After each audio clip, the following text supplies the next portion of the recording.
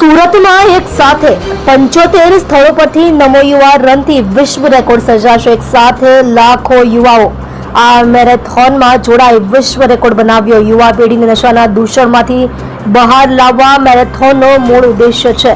મોટી સંખ્યામાં યુવાઓ જોડાયા। પ્રધાનમંત્રી નરેન્દ્ર મોદીના જન્મદિવસને લઈ યોજાઈ યુવા રન નમો સેવા પખવાડિયાની ઉજવણી કરવામાં આવી રહી છે।